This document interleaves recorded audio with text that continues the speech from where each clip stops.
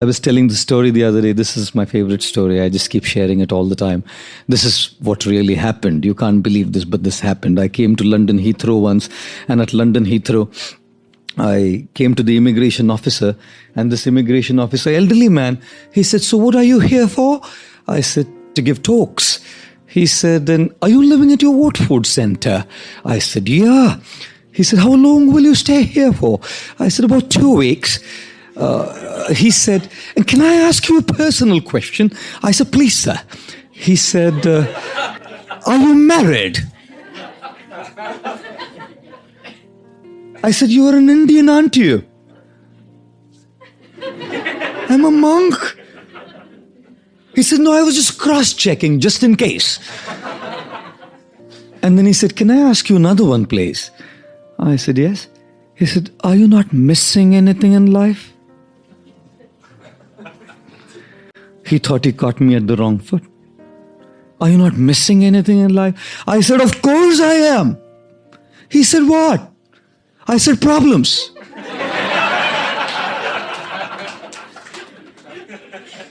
You know what? He loved my answer. Believe me, hand on my heart, he stamped my passport, and as I'm walking out of the gate, he put his hand on my head, blessing me, said, "Son, remain like this. Son, remain like this. You will never have to go through any issues and your problems in life." God, you know what? I mean, it's nice to laugh at, but as I walked through the gate, I turned to him and told him, "Look, gentlemen, I must tell you something. Don't think that me as a monk is free from problems. Anyone who lives in this dog-eat, dog-live world, as they might say, or anyone who lives in this world full of rat race and pressures, whether it's you who are a student studying, or one of you corporates or business people who's working, or married man or lady who's kind of dealing with family life, or myself as a monk, we are all subject to our own pressures. We are all subject to our own stresses. We are all subject to our own individual worries and anxieties. Just the flavor is different. I'm actually a camera shy person, believe it or not. You know, when people shoot me and they just post some clips, that's fine with me. But talking to a camera, it's a machine. It's just some electronic machine. The camera doesn't laugh. The camera doesn't cry. The camera doesn't have any interpersonal reciprocations and dealings. And I must tell you, I felt very nervous. In fact, a little fearful as well to speak into a camera. It was more a fear of failure, I would say, because, you know, when you speak into a camera and if it's relayed and it's put online, how do people see it? Otherwise, when I'm with people, people have seen me speak. And I decided, when the motive is to serve and contribute, we have to face our fears. We have to deal with our fears, face them, and rise above them. At some point of time, I had to decide to come and speak. So one day I decided, that's it. I have to come, speak in front of the camera. The first time I did it, believe me, we will post that video once. You must see me speaking there. Stiff, expressionless, motionless, stoic, nonchalant face, you know. And I guess I'm kind of slowly getting better. Because in order to deal with these fears, you have to face them. You have to start somewhere. It's a beautiful slide. When followed in life, I guarantee you, life will be different. I guarantee you, if this is applied in life, we can have peaceful night's sleep. Here it is. Do you have a problem in life? No? Then why worry? Do you have a problem in life? Yes. Can you do something about it? Yes. Then why worry? Do you have a problem in life? Yes. Can you do something about it? No. Then why worry? Isn't it? Is it not? Why worry? In the journey of life as well, the takeoff, which is our birth, is completely beyond our control. We didn't choose our parents. We didn't choose which nation we were born in. We didn't choose which city we were born in. We didn't choose our socio-economic class we were born in. We didn't choose our looks. We didn't choose the religion we were born in. Our takeoff of the journey of life was completely beyond us. And the landing, death, even that will be completely beyond us. I've heard many times people telling me that they would just love to die by getting a massive heart attack and dropping dead. No trouble for them, no hospitalization, no tubes, no needles, no trouble caused to others. In one shot, go. Now, no matter how much we might wish that, it's just beyond us. How we go and how the landing happens is completely beyond us. And what about the turbulence, the disturbances, the problems during the journey of our life? Some of them are within our control, which we can solve. But many problems and issues and the turbulence caused is completely beyond our control because it's caused by situations which are beyond us. It's caused by people who are beyond us. Yes, ladies and gentlemen, in this journey of life, the takeoff, the landing, and the turbulence is not in our control. What is in our control, however, is the choices we can make. And therefore, spirituality is about learning how to make those right choices. When we learn to make those right choices, we learn to live a transformed, happy, fulfilled life despite all the turbulence and problems that are going on around us. It is said, when we are beautiful, it's God's gift to us. When we live our life beautiful, it is our gift to God. Therefore, being a male is a matter of birth. Being a man is a matter of age.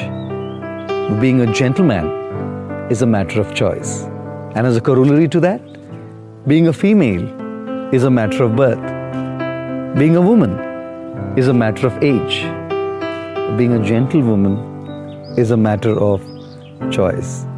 Let us all take to spiritual wisdom, learn to make the right choices which are within our control as our gift to God, and thus live our lives as thorough and perfect, ladies and gentlemen. Do you know something? In the game of life, you're playing a cricket match against an entity called the mind. No one on planet Earth can stop you from accomplishing and achieving what you want if you can bat against the googlies that the mind bowls at you. How many of you have experienced that the mind bowls googlies? Good. When it comes to exercising and jogging, how many of you know that the mind bowls googlies? Majja. Soja. How many of you have trouble in studying? Raise your hands as students. My God. And you come here, you hear all of these things. Don't get distracted by WhatsApp. Don't get distracted by internet pornography. Don't get distracted by Twitter. Don't get distracted by Facebook. Study. Don't get distracted by birds to do bird watching. Study. All these distractions. इधर आके कुछ उपदेश देते हैं कुछ लोग साधु लोग आपको. उस पे बात भी फेल होता है. So one father was telling his son, देख तेरे क्लास में वो लूसी है ना, लूसी, देख फर्स्ट आई है वो, और तू नालायक फेल हो गया. वो बोला देख के ही फेल हो गया मैं उसको. देख के ही तो फेल हुआ मैं उसको. I'll tell you something. My God. Why? Because the mind doesn't want you to win the game of life. How many of you wanted to wake up early in the morning? Raise your hands. Only wanted, I asked. Wanted to wake up early in the morning. And how many of you have done something called as setting an alarm clock? And then after setting the alarm clock, that's an alarm. Whether you want it or not, it rings. And when it rings, the mind puts its first googly. What does the mind do? by putting the googly makes you clean bowled when you do the first snooze. You are out. You are out. If you snooze, you are out. I want to say one thing, just one. And probably this will change the direction of your life. You know something, when you snooze the alarm, what happens? You decide to give in to the mind's ball. And this is how your morning begins, by giving in to the mind. सवेरे की शुरुआत होती है इस bowler से clean bowled होके, आगे क्या मैच जीतेंगे? ये तो दिन की शुरुआत है, by giving in. And it's no problem giving in. Sleeping 5 minutes extra is no problem. The problem is you develop the attitude of giving in. You tell yourself that what I decided last night is not as important. What is important is what the mind says. Because we listen. I'll tell you something, my humble advice. Because it's not just about getting up in the morning, it's about every aspect of life. Whether it's your work, if you're working, whether it's your study, if you're studying, whatever we do. The problem is, it's not about one thing. सवेरे हो गया ना, it reflects in every area of life. इसलिए मैं कहता हूं, अगर 4 बजे नहीं उठना, मालूम है ना अपने से नहीं होता, 4:20 का अलार्म लगाओ, लेकिन 4:20 को उठो. Don't allow that snooze. There is a concept called sledging in cricket, where the opponent team comes and gives gali to the batsman. Gali, they try to distract them and take their focus away. One thing that Sachin is adored for in the history of cricket is sledging hasn't bothered him. This man is cool. Are you cool? When people do sledging against you in the game of life, are you cool? Or you lose your cool? There will always be people who are out of control. Can you stop a guy from criticizing you? Can you stop an opponent team from sledging? कुछ नहीं कर सकते. It's called things which are out of our control. People are out of our control sometimes. Are situations in your control many times? No. The guy who was batting was expecting an in-swing ball. And that's what the bowler bowled. And one gush of wind, an in-swing becomes an outswing. And is caught out. Lot of things, situations, people are just out of our control. How many of you think question paper is in your control? And when things go wild, I'll tell you what happens with us. This is what happens with us. You know?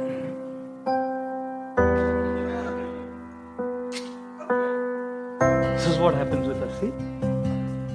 See how it foams up? We react. The stimulus of a person sledging against us, criticizing, pulling us down, envious of us, conspiring, politicking, makes us react and foam out. We start reacting also. And look at this. This is also sealed.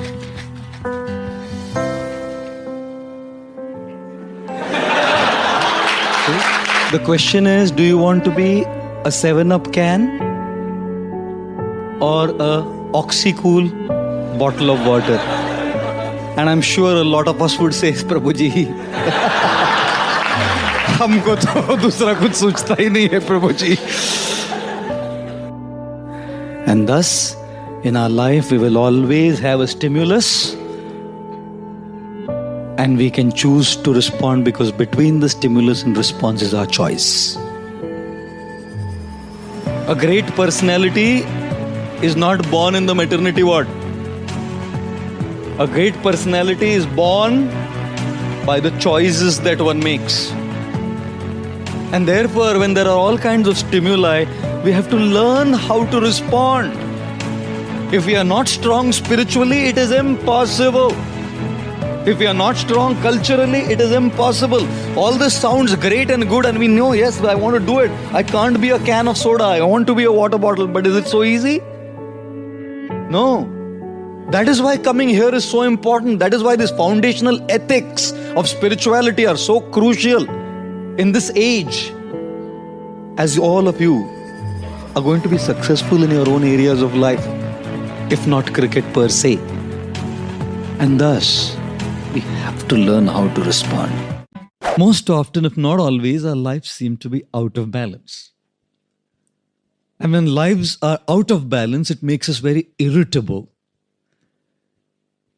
You know, when we drive a car, we always drive a car and a car has four wheels. A rhetorical thing to say, isn't it? You drive a car on these four wheels, and these four wheels in the car of life represent, first wheel, your personal life, your health, your mind, yourself, the things that you love to do, the things that you would want to do, not have to do. Most times we live a life of have to do. I have to study. I have to work. I have to pay my bills. I have to pay the taxes. I have to do this and I have to do that. I have to go for this social function. I don't have a choice. I have to. Where did the love to go? We just end up living a life of have tos and have forgot about our own selves. By subscribing to the pressures that come from all fronts in our lives, we've forgotten to live our own lives. We don't have time to unwind. We don't have time to spend with our own selves. We don't have time to be with nature and take a deep breath and just relish the crispness of the air. We don't have the time to do all of that, especially in a metropolitan city like this. When the pressures are so high and the pace is so fast, we just don't have time for ourselves, ladies and gentlemen. And that's one car, one wheel of our car, isn't it? Personal life, our health, for instance, such an important thing. But at the cost of just running, we forget to pay attention to our own health. The second wheel of the car is family life. Demands attention, isn't it? Your personal life demands attention. Your family life demands attention, isn't it? Before marriage, when you are in love, they call it a crush, isn't it? But after marriage, all that is left is Candy Crush. All the crushes are gone and all that you're left with is a Candy Crush. Just keep playing Candy Crush. And all the headaches coming from all the pressures. One lady went to a doctor and the doctor said, "How's your headache, madam?" She said, "He's out of town." Gosh, I must tell you, it demands a lot of attention. Your personal life, the first tire, do you have one? Do you have a personal life is my question. Do you have time for your health? Even in my hectic schedule, I have made 5 days of exercise here still. In all the lectures and all the talks and everywhere I go, because that's what's going to keep me going. I have to give time to myself because I don't get more than 3.5 to 4 hours of sleep. So if I don't look at my physical fitness, I'm gone. Ladies and gentlemen, do you give time for yourself? Do you have time for yourself, your personal time? Or is that wheel out of balance? Is it a flat tire? The third wheel, tire of the car of life is your professional life. Your personal life needs attention. Your family life needs attention. Your professional life needs attention. And the fourth is your social life. Your friends, people around you, your colleagues. Those relationships that matter a lot to you. Those people who would support you in time of need. Because to your spouses, to your family, you could speak a little. Sometimes certain things are not always confided with just blood relationships. You need that social side. People to whom you can speak. Open up your heart. How often do we just carry this baggage of stress and load, anxiety and worry in our heads, lugging it all around as baggage? There's a social side to our life. Our friends, I've had those moments where I've snapped, even as a monk, because I'm a human being. Just because I put these robes of a monk doesn't mean I've become, a celestial angel. I'm still a human being. When one of those tires is out of order, if I haven't slept well, if my health is out of place, I'm going to snap out. You carry work pressures at home, you carry home pressures at work. Ladies and gentlemen, irritability is a symptom of an out of balance life. Stability in our responses is a symptom of a life in balance. We are irritable, we snap, we react at the drop of a hat for trivia just because we are out of balance. People who have a balanced life know how to handle pressure. People whose lives are not balanced sink under pressure and get so irritable at little things, they just kind of snap off. This is the most selfish one-lettered word. I, isn't it? Everything revolves around I. iPhone, iPad, iPod, and the man says, I paid. What do you do? Everything revolves around the I. And what does I stand for? I stands for expectations. I should be treated like this. I should be loved like this. I should be dealt with like this. I should be respected like this. I should be given these many marks. I should not be given this. You're all leading a life of super high expectations.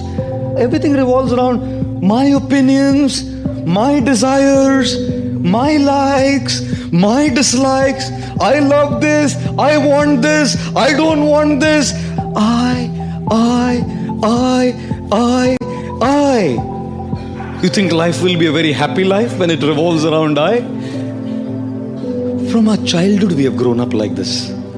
We've only learned to take, and everyone has to fulfill my expectations. Everything has to be up to my expectations. Therefore, when people come to God, people come to a temple also, they're only asking, give me what I want. No one comes to say, I love you, I want to give you. When the President of the United States, John F. Kennedy, came up to his stage for his first presidential speech, his voice rumbled into the public address system when he said, ask not what the country can do for you. Ask what you can do for the country. And so we are saying, ask not what God can do for you. Ask what you can do for God. But no one asks that.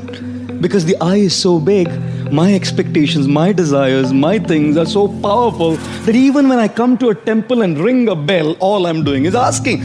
The more we lead a life of I, our I will always be frustrated.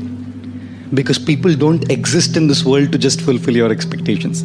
Therefore, ladies and gentlemen, the most selfish one-lettered word is I, which stands for expectations.